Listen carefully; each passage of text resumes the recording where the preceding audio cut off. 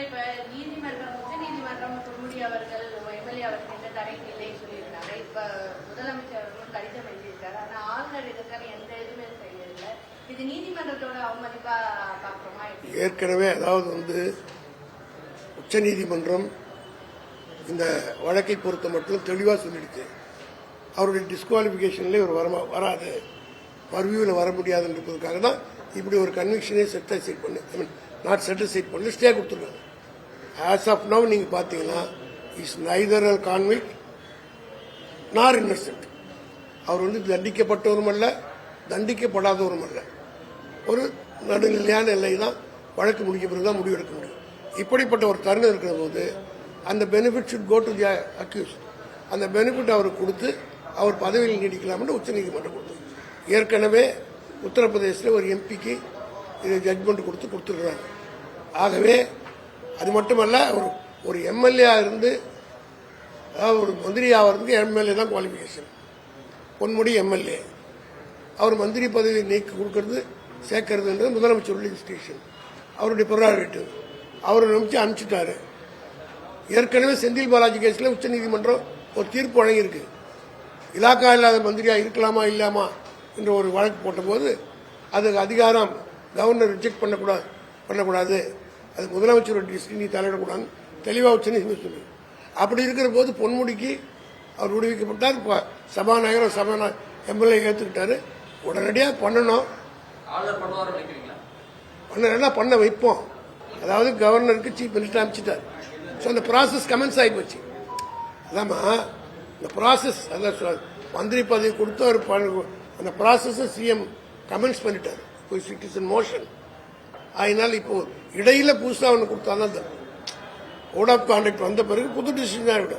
ஏற்கனவே பணி செய்யற வேலைகள் தொடர மாதிரி தான் இது. ஏற்கனவே சிஎம் அனுப்பிச்சிட்டார், இப்போ அவர் எடுக்கணும்.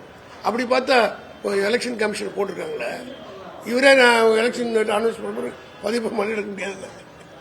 ஜெயலலிதா செத்த உடனே 24 மணி நேரத்தில் சசிகலா சீஃப் மினிஸ்டர் தேர்ந்தெடுக்கப்பட்டாங்க.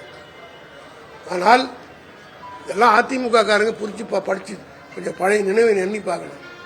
சசிகலா பொதுச் செயலாளர் தேர்ந்தெடுக்கப்பட்டார். அதிமுக சட்டமன்ற உறுப்பினர்கள் அத்தனை பேராலும் தலைவராகவும் தேர்ந்தெடுக்கப்பட்டு முதலமைச்சர் பதவி அவர் தான் சொல்லிட்டாங்க. கவர்னர் பாம்பேல உட்காந்துட்டு இன்சார்ஜ் கவர்னர் வரவே இல்லை. காரணம் என்னன்னா இந்த ஜட்ஜ்மெண்ட் எல்லாம் ரெடி பண்ணி கட்சி அதுக்காகவே காத்திருந்தாங்க மாதிரி தெரியுது. அதே நேரத்தில் எடியூரப்பா 5 மணிக்கு சீஃப் மினிஸ்டரா எலெக்ட் பண்றாங்க, 12 மணிக்கு கவர்னர் பதவி பிரமாணம் வைக்கிறாங்க. மகாராஷ்டிராவில் நீங்க 12 மணிக்கு போய் இதெல்லாம் அதிமுக சொரணையோடு எண்ணி பார்க்கணும். எடப்பாடியோ அவர் கூட இருக்கிறாங்க. நீங்க அதிமுக தேர்ந்தெடுத்த ஒரு முதலமைச்சருக்கு ஒரு வார காலம் பதவி பிரமாணம் செய்ய வைக்கிறதுக்கே வரல.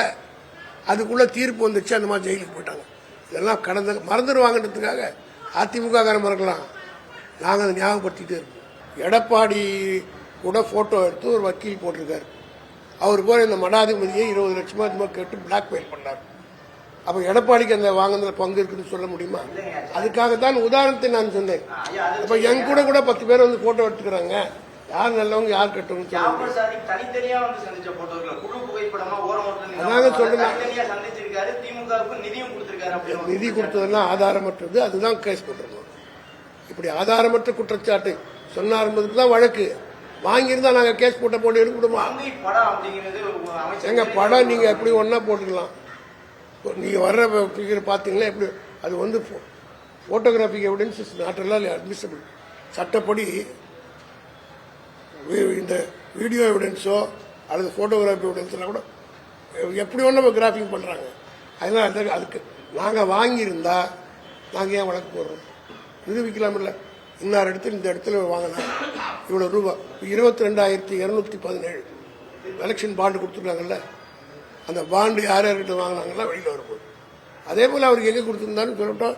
எடப்பாடி சொல்லட்டும், உங்க மூலமா கேட்கிறேன் எவ்வளவு கொடுத்தாரு, எங்க கொடுத்தாரு, யார்கிட்ட கொடுத்தாரு சொல்லட்டும். அதுக்காக தான் அவர் மாநில வழக்கே போட்டிருக்கோம். செய்திகளை உடனுக்குடனும் துல்லியமாகவும் தெரிந்து கொள்ள சப்ஸ்கிரைப் பண்ணுங்க.